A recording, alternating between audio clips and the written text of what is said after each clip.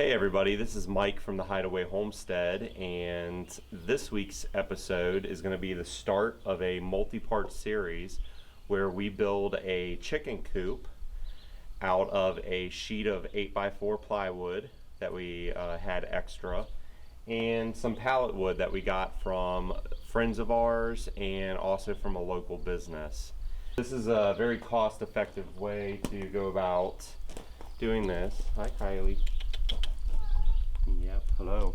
As always, before I get started, I would love it if you guys and gals out there could click on the like button, especially if you like the content that we've been producing, and subscribe. And really what helps us the most is just resharing our content with your friends and family.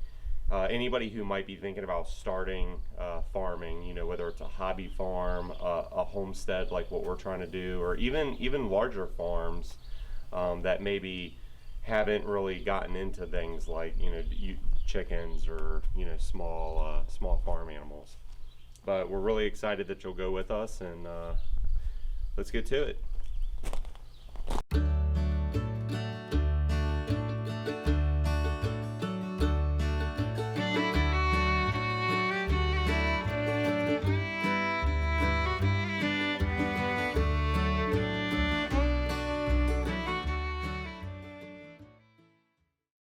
You can see here we've got a piece of plywood. It sat out in the weather for a little bit over the winter while we were in the middle of selling the old house and moving into this one. But I think this will make a great bottom part of the chicken coop. And I'm going to also use it kind of as a makeshift workbench for right now until we can get to a point where I may actually need a workbench.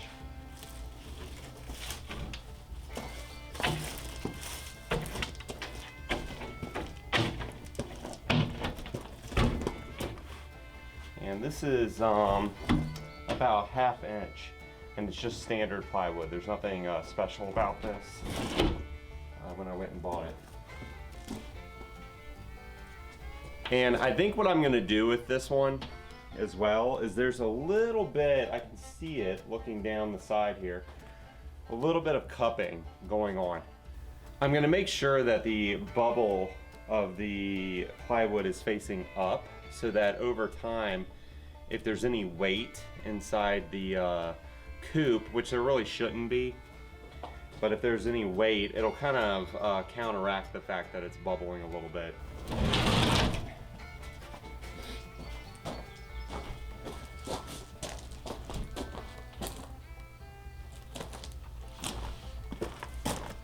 So as I mentioned, the bubble is actually on this side, not on this side. So I'm going to lay this with the bubble facing down towards the ground.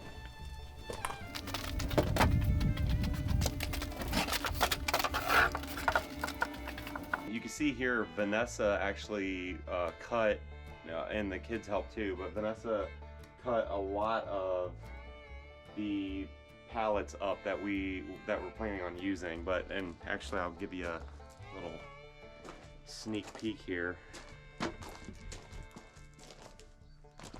We actually have a lot more pallets to go. But what I'd like to do at this point is really pick out some of the pieces that I want to use here for the bottom. And I'm going to go with some of the nicer pieces that don't have cutouts in them. So to show you what I mean is, we have a couple of pieces like this one here, right? So it's all kind of one piece. It's solid, okay? But then also with a lot of these pallets, you end up with pieces like this, and you can see there's a it's like it's notched out. Now, if you only have pallets like this, or pieces like this, if you weren't lucky enough to get a pallet that actually had some decent 2x4s in them, what you could do is you could actually take one and set it like this, okay? But then you can flip another one around and kind of butt the two up together, and that would help reinforce it. What we want to do is we're going to make the footers for the bottom of the chicken coop so it'll stand off the ground. I already actually had a couple of pieces that were perfect. These are exactly 2 feet. So, and that's about how much I want the chicken coop to sit off the ground. It'll give a spot for the chickens to get underneath, take dust baths, which they do so that they can get rid of mites and ticks and things like that. And also we might be able to, I feel like it's high enough that we might be able to hang like a water system, or even hang some feed underneath of there for them. So what I did here is this is my chop saw, and what I did was I went ahead and placed a extended fence on here. So I kind of clamped a piece of wood, and I stuck one of the 2-foot boards in here, and I kind of put this block down at the end, so I'll know where to place the next board, and it should just stop there. So as you can see, and you know, just a fair warning, be very careful with pallet wood. I'm not sure, just got a splinter. Not sure if you can see this. Let me see if I can't get it in there real close. There's a lot of nails and metal pieces that are just stuck in there. So when you're cutting, if you care about your blades, which I do, just make sure that when you're cutting, you're really eyeballing this and making sure you're not cutting into any pieces with nails.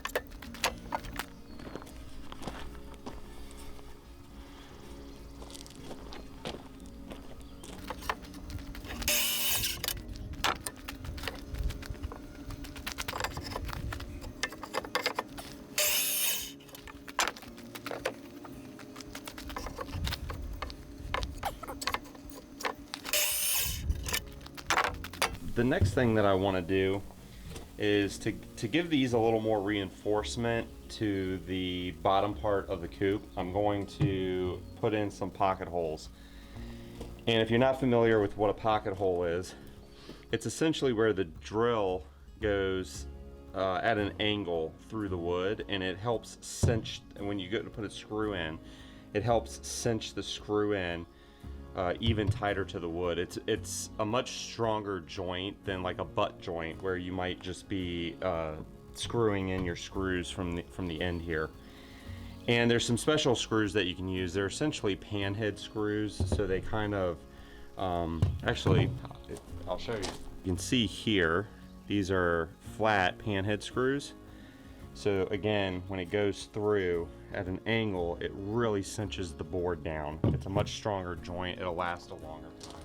This has different sizes on it, and there's different angles here for where the bit actually goes in. And what we want to do is, these pieces of wood are 1.5 inches. So I went through and kind of measured that out. Let's see if I can't show you. So you can see there, it is about 1.5 inches. So what I'm going to do is, this front one here is the 1.5 inches. So what we want to do is we want to pull this back, this clamp, and again, I'm checking to make sure I'm not hitting any screws. That's definitely something you got to keep in mind on, or nails from a piece of pallet wood.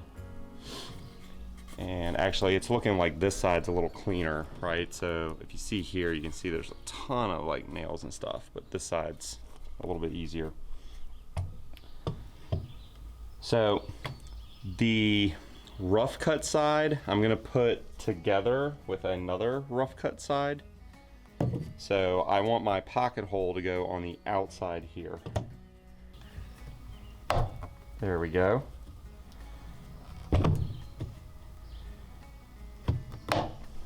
And I made this little jig for this to sit in. I bought this is a cheaper one that I bought from Harbor Freight.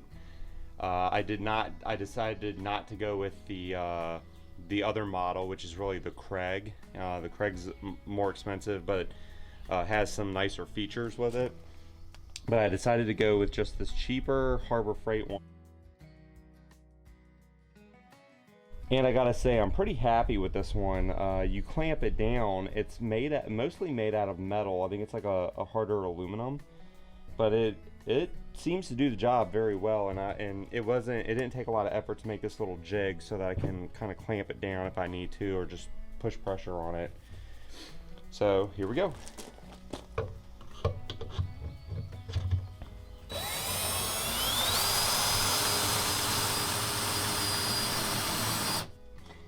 You're going to want to sink it all the way down to the sleeve that's on the bolt, and then just pull that back out, and then do the next one.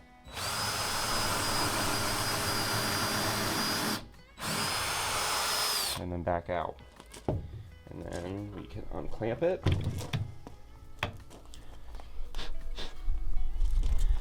And there you have it. We have 2 pocket holes. And we'll be able to cinch those screws down, and it'll go right into the board. It'll hold very well. Bunch more to go.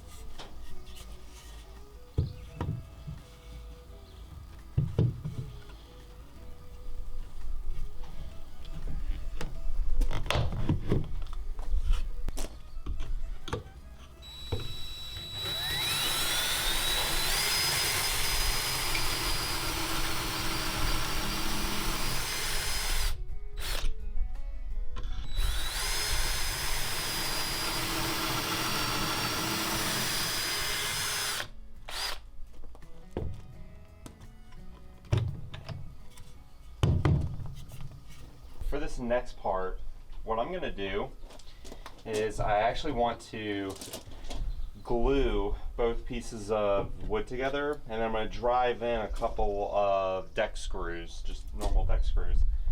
I'm going to be using Titebond Ultimate, so it's Titebond 3.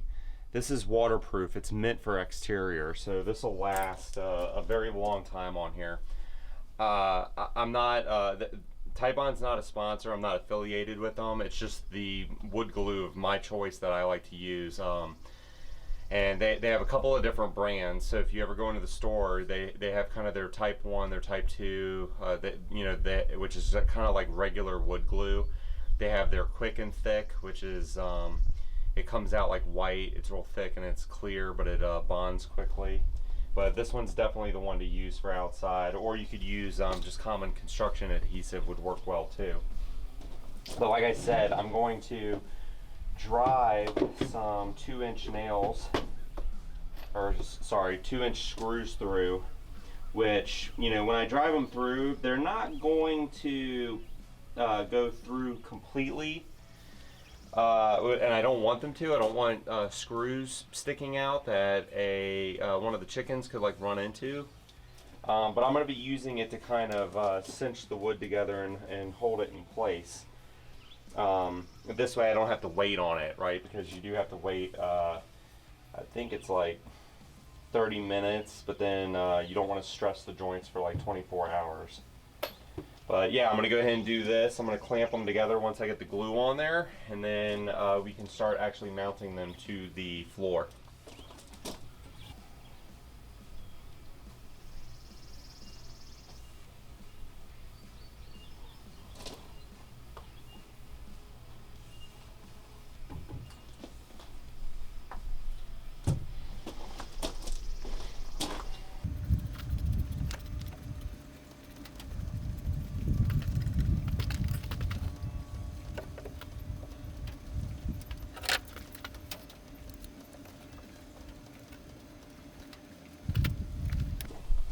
definitely want to make sure the piece that is going to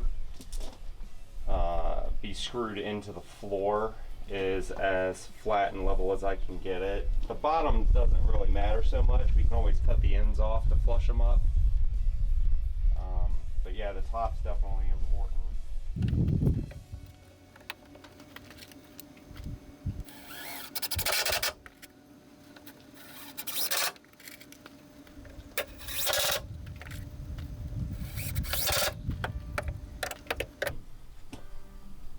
And that should be plenty sufficient. It's very solid, actually. And what I'm going to do is I'm just going to sink, you know, maybe 3 here on the back as well.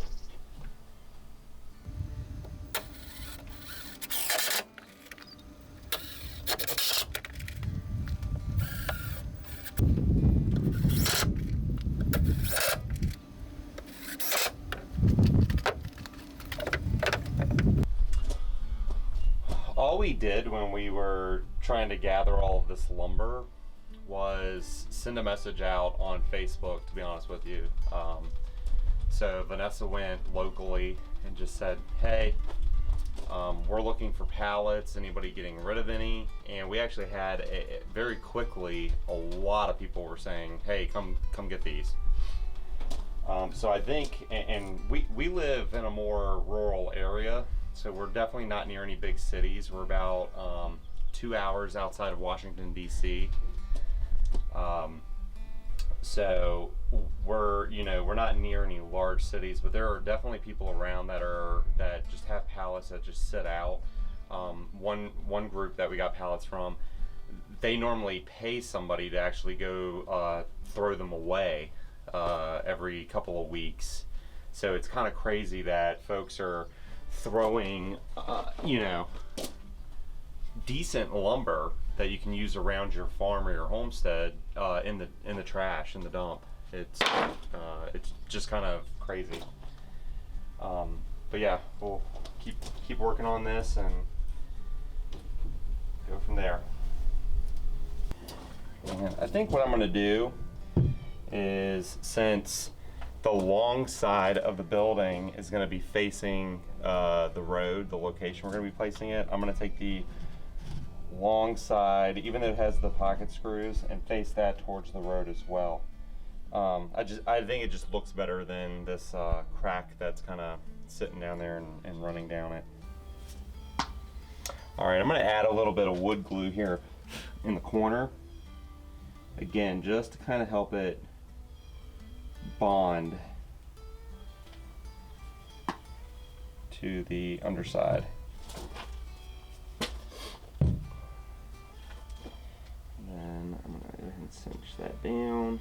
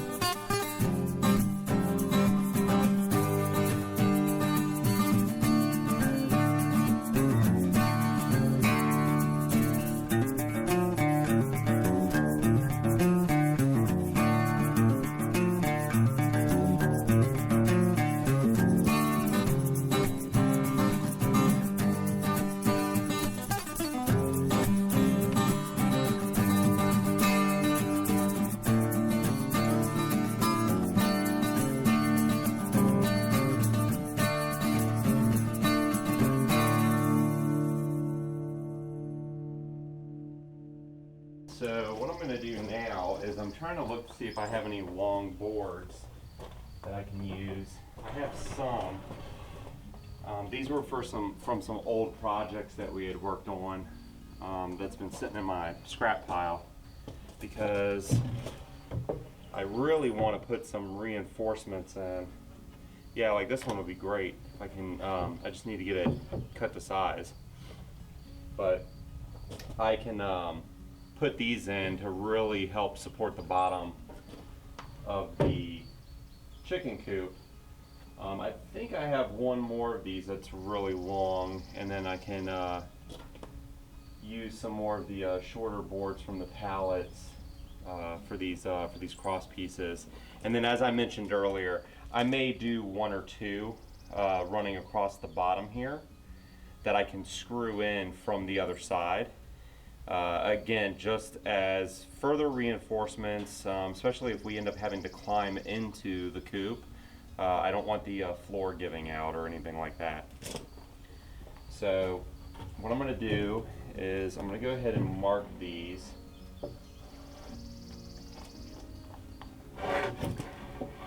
And I think what I'm going to do is I'm just going to use a relative measurement, which means I'm going to take my pencil and just kind of run it across the back here.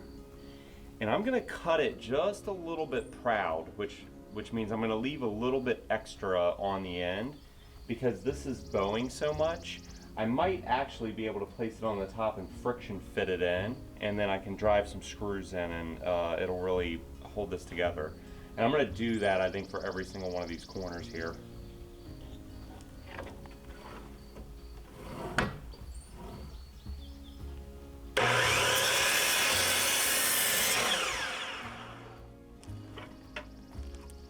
Had to move here into the overhang because it's starting to drizzle out, and I didn't want none of the equipment getting damaged. But you can see here where I left it a little bit proud. All right, and I'm just gonna see about tapping it in. Now, if it's too much pressure, I don't think so.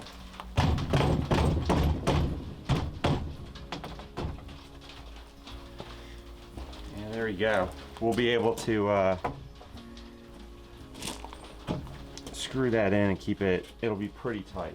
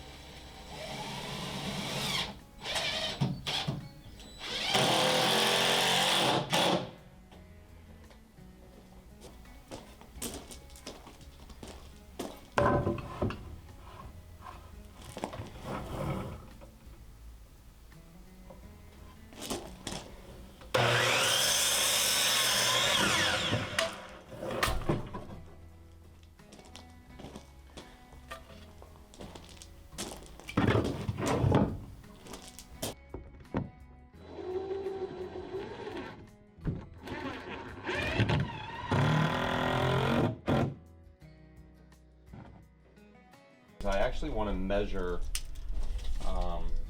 from the end to end and put two cross beams in. So it's a perfect 8 foot. So what I'm thinking is, I need a pencil. All right, so what I'm thinking here is, and it doesn't have to be exact, but we're gonna say 6 foot there. So I think we're gonna go with a cross beam here. Actually, we should probably just do one in the middle as well. So cross beam here.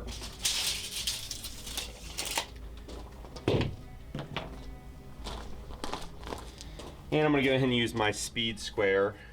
If you don't own a speed square and you're doing carpentry, you have to go buy one. This is almost a necessity.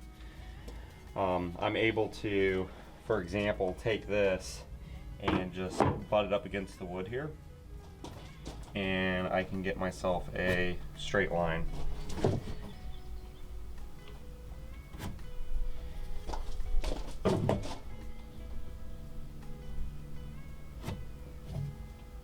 Alright, and I like this one. Even though it's plastic, it's pretty durable, hard plastic, but it has a level built into it too, which I really like. I want to extend that line actually over here to the other side. So what I'm going to do is I'm just going to line this up.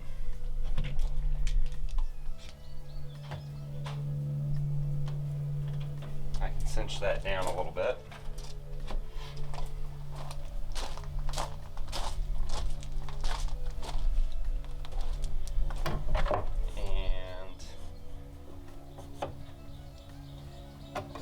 Myself a straight line there, and then we'll just do that all the way down.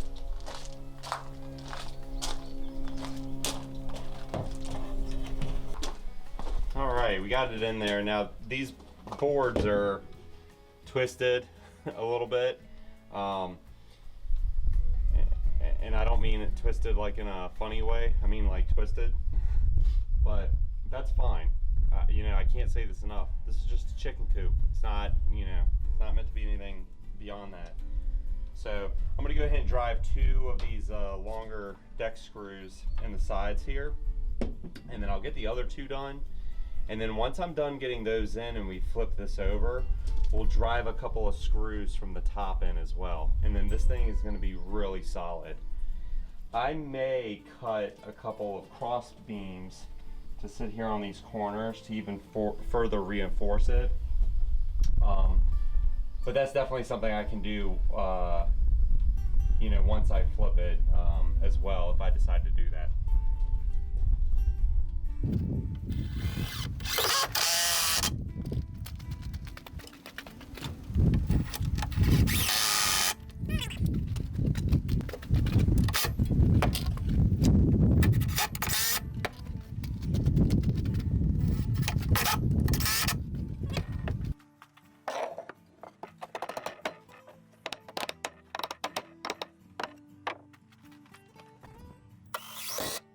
Alright, so I'm actually cutting out some of these pyramids so that I can actually place them into the corners here for additional support.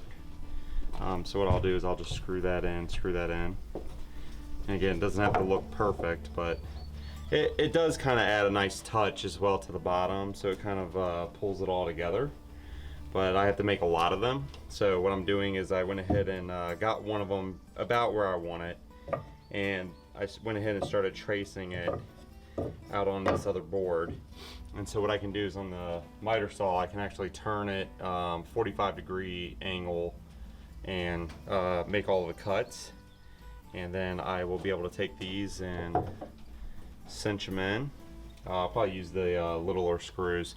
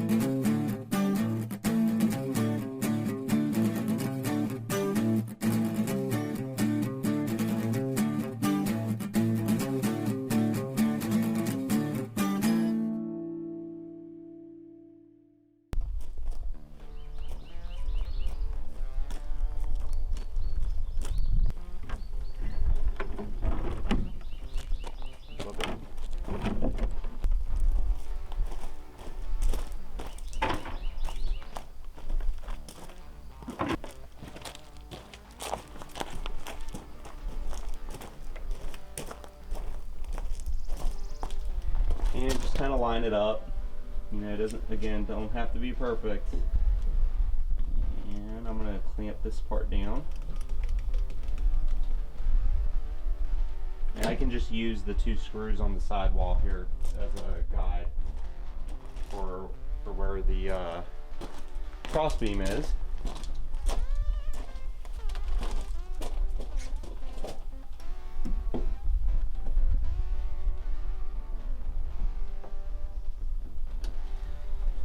And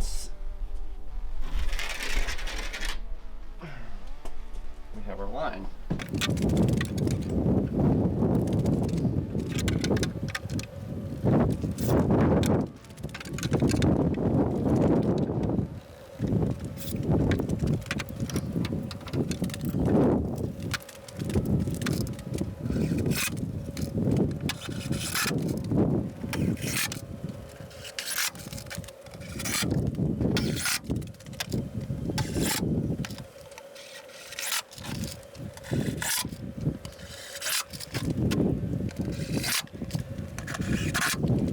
Okay, I was always told that if you make a table, the best stress test is to stand on it.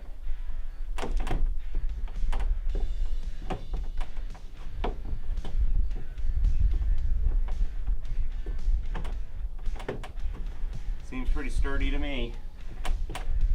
So you can see here, I've got these 4 fence posts, and they're not in great shape in certain spots. Like you can tell the bottom of this one, it's broken. It got rotted off and broke. That one's looking pretty rough at the bottom too. So I was kind of looking, and I will say the one downside with the pallets is that I can't get any really long pieces. I mean, I'm pretty much out of the longer stuff. I mean, I have a couple pieces, but I really want one side of the coop to be really tall, and then the other side to not be as tall, so I can put a sloped roof on here. And I want a decent slope. We do get considerable amounts of snow here in Virginia, enough that it would warrant that we probably need to make sure it can support weight and shed the snow off, you know, as best as possible. So what I'm thinking is I can use the saw to go ahead and cut the bad pieces off and measure out how tall I want them, and then these posts can actually be the corners of the building. And then what I'll do is for the cross beams, I'll use more of the pallet wood that I have, and we'll kind of go from there. I'm not entirely sure how I want to do the middles. I'll probably just use some studs in the middle. Again, I'll pull those from what I have here. And if we run short and we don't have enough, I could always go into the woods and actually get some straight pieces of lumber. You know, for a good example here, you can see I have a good post here, right? This is from a maple from our old house that I've been letting just dry out because I'm going to use it on the bandsaw. But you could technically go find lumber like this in the woods if you had to, cut it to size, and I would leave the bark on, and you could use that. You could certainly use that as corner posts. Even green, it's not going to twist as bad as you think. Once you have it added into your coop and everything's cinched in around it, that alone will actually hold it in place as the lumber dries.